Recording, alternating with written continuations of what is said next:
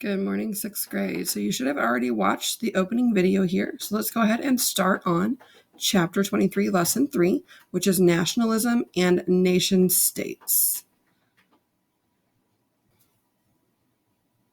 Lesson 3, Nationalism and Nation-States.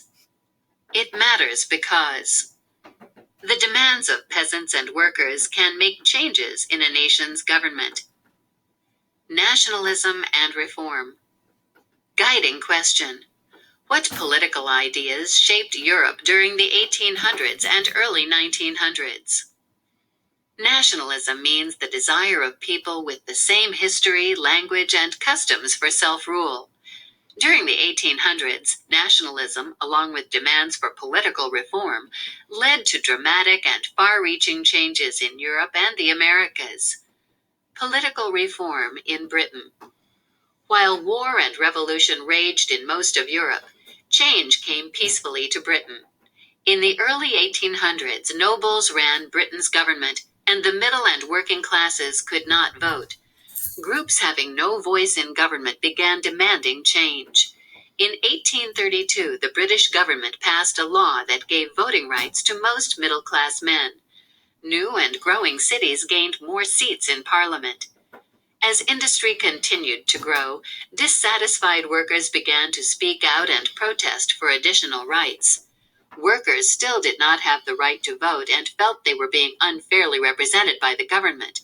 In 1838, supporters of the working class, known as the Chartists, demanded a fully democratic parliament and reforms, including the vote for all men. They sent a petition to Parliament stating, "Primary source. May it please your honorable House to use your utmost efforts, to have a law passed granting to every male of lawful age, sane mind, and unconvicted of crime, the right of voting for members of Parliament, and directing all future elections to be in the way of secret ballot." From The Life and Struggles of William Lovett. The government would not accept the Chartists' demands. By the late 1800s, however, Britain's leaders were willing to make some changes. William Gladstone led the Liberal Party, which was supported by many middle-class voters. After Gladstone became Prime Minister in 1868, he had Parliament grant the vote to many rural workers and reorganize districts to give more equal representation. Benjamin Disraeli, the leader of the Conservative Party, was Gladstone's main rival. Disraeli worked to maintain British traditions but cautiously adopted reforms. In 1867, Disraeli's Conservative government gave the vote to many urban workers. In 1900, a new political group, the Labour Party, formed. It claimed to represent the working class. Labour Party supporters backed a Liberal government elected in 1906. Liberal and Labour members of Parliament tried to improve workers' lives. They passed laws that provided workers with retirement pensions, a minimum wage, unemployment aid, and health insurance. In the early 1900s, British women known as suffragettes pushed for women to have the right to vote. They marched in protest and went on hunger strikes. In 1918, Parliament gave women over the age of 30 the right to vote. 10 years later, it gave the vote to all women over age 21. Irish demands for self-rule.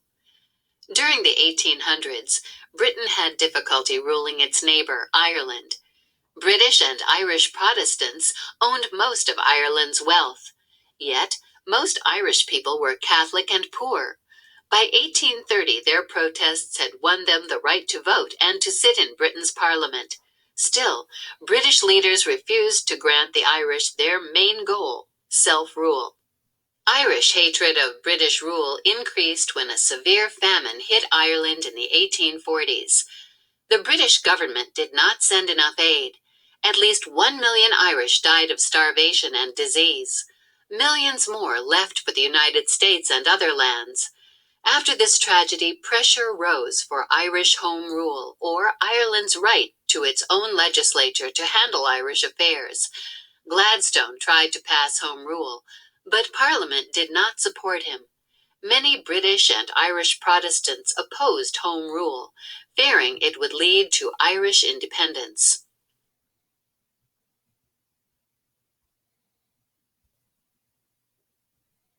Political changes in France. In 1848, nationalist and reforming revolts swept Europe. Most of them failed, but revolution was somewhat successful in France. There, King Louis Philippe was overthrown and a republic declared. Louis Napoleon, nephew of Napoleon Bonaparte, soon was elected president and later emperor. Under Napoleon III, France enjoyed prosperity, but its government was not democratic. In 1870, Napoleon III declared war on Prussia, the most powerful German state. Prussia won, and Napoleon's government fell. France faced civil war when workers took control of Paris. The upper-class government sent troops to crush the workers. By 1875, France was again a republic. However, distrust between upper classes and workers remained strong. Monarchies in Austria and Russia. During the late 1800s, monarchs in Austria and Russia tried to block reform. However, bitter defeats in war forced both empires to make some changes. In 1867, Austria made a deal with the Hungarians, who were part of the Austrian Empire. Hungary became a separate kingdom linked to Austria called Austria-Hungary. The Hungarians were satisfied, but other national groups were not. Their demands for self-rule increased. In Russia, defeat in war made Tsar Alexander II realize that his country was far behind other European powers. He decided to build factories and improve farming. In 1861, Alexander freed the serfs, peasants tied to the land, which they farmed for landlords. The peasants did not get enough land, however, and they remained discontented. Progress check. Inferring. Why might the people of France have voted for Louis Napoleon? New nations in Europe. Guiding question. Why did new nations arise in Europe during the mid-1800s? In the early 1800s, Germany and Italy, as we know them today, did not exist. They were made up of many territories. After 1850, their peoples began to form united countries. How did Italy unite? In 1848, Austria controlled most of Italy's small territories. In the north, the Kingdom of Piedmont was independent. Piedmont's rulers were King Victor Emmanuel and the Prime Minister Camillo di Cavour. Both leaders wanted to unite all of Italy into one nation.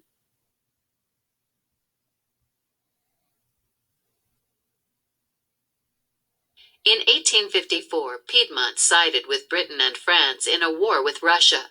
In return for Piedmont's support, France helped Piedmont drive Austria out of Italy in 1859. Piedmont's victory was the first step toward uniting Italy. Soon, other parts of northern Italy overthrew their rulers and united with Piedmont. At the same time, nationalist leader Giuseppe Garibaldi led uprisings in southern Italy.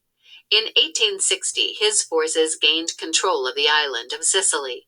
Garibaldi was skilled in guerrilla warfare, a type of fighting in which soldiers make surprise attacks on the enemy. Garibaldi's army won Italy's mainland. People in the south then voted to join a united Italy. In 1861, Italy became a constitutional monarchy. Two areas remained outside the new kingdom. One was Rome and the other was Venice. By 1870, wars had brought both areas into Italy. A new German Empire. During the mid-1800s, nationalism grew stronger in the German states. Many people wanted a united Germany under a strong monarchy.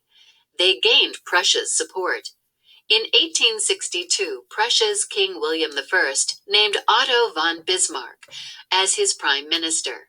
Bismarck was a deeply conservative Junker, or wealthy landowner. He vowed to govern Prussia by blood and iron rather than by votes and speeches. Bismarck quickly strengthened Prussia's army. He used the army to defeat Denmark, Austria, and France. As a result of Bismarck's victories, other German states agreed to unite with Prussia. On January 18, 1871, William was proclaimed Kaiser, or Emperor, of a united Germany. Progress check. Explaining. What role did Bismarck play in uniting Germany? Growth of the United States. Guiding question. How did the United States change during the 1800s? Nationalism helped shape the United States during the 1800s. The country's size steadily grew. Many Americans believed that their nation was destined to be rich and powerful. Westward expansion. During the 1800s, the United States pushed westward.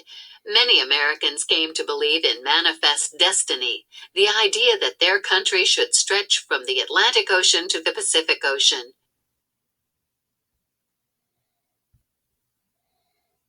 In 1845, the United States annexed Texas, which had declared independence from Mexico. This led to war between the United States and Mexico. The United States won in 1848 and gained the area that today includes California and several other western states. Settlers set up farms, founded communities, and created states in the new lands. The westward drive, however, brought suffering, loss of land, culture, and life to Native Americans. The American Civil War. Over time, the northern and southern states developed different ways of life. The South had an agricultural economy based on raising cotton. Cotton growing depended on the labor of enslaved African Americans. In the North, industries created a manufacturing economy. Some Northerners believed in abolitionism, a movement to end slavery. The disagreement over slavery grew more heated. In 1860, Abraham Lincoln, an opponent of slavery, was elected president. Southern states feared that he would end slavery. 11 states seceded or left the United States. They formed the Confederate States of America. Fighting erupted between this group and the United States in April 1861. The American Civil War had begun. The North had more people and more industries than the South. In spite of this, skilled military leaders such as Robert E. Lee led Confederate forces to many early victories. Later, the North threw all of its resources against the South. The conflict ended in a Northern victory. More than 600,000 Americans died in the war. The North's victory reunited the country. Millions of African Americans were freed from slavery and became citizens. Factories, railroads, and cities were built at increasing speeds. Millions of immigrants from Europe and Asia contributed to the country's growth during the late 1800s. America rebounds. During the 1800s, the United States became more democratic. President Andrew Jackson's election in 1828 was called a victory for the common people. It was made possible by the spread of voting rights to almost all adult white men.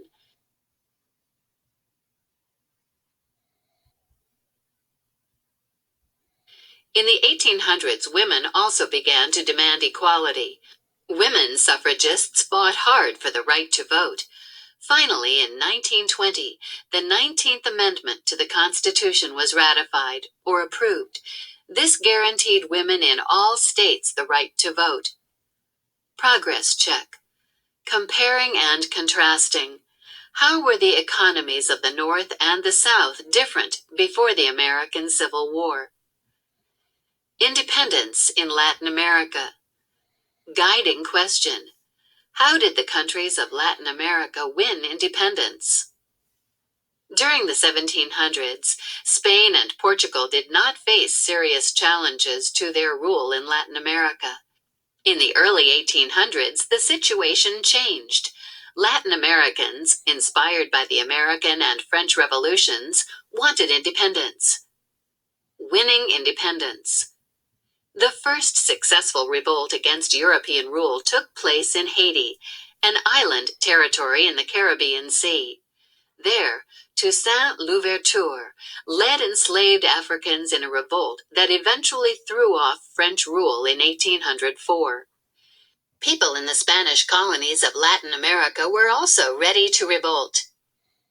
In Mexico, in 1810, two Catholic priests, Miguel Hidalgo and José María Morelos, urged Mexican peasants to fight for freedom. Mexico finally won its independence in 1821. In 1823, Central America declared its independence from Mexico. During the next decade, it divided into the republics of Guatemala, Honduras, Nicaragua, El Salvador, and Costa Rica. In the northern part of South America, a wealthy military leader named Simón Bolívar started a revolt in 1810. Bolívar's forces finally crushed the Spanish at the 1819 Battle of Boyacá in Colombia. It took another 20 years, but Bolívar won freedom for the present-day countries of Venezuela, Colombia, Bolivia, Ecuador, Peru, and Panama.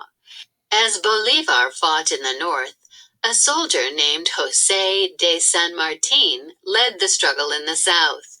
In 1817, San Martín led his army from Argentina across the Andes Mountains into Chile. The crossing was difficult, but San Martín took the Spanish by surprise. A few years later, San Martín and Bolívar together defeated the Spanish in Peru.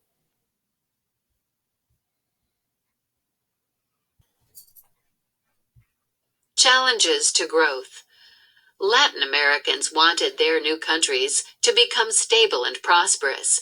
Their hopes, however, were not realized, and these new countries faced many challenges. Political parties quarreled over the role of the Catholic Church. Border disagreements led to wars between countries. Tensions developed between rich and poor. Progress check. Contrasting. How did Haiti's revolution differ from those of other Latin American countries?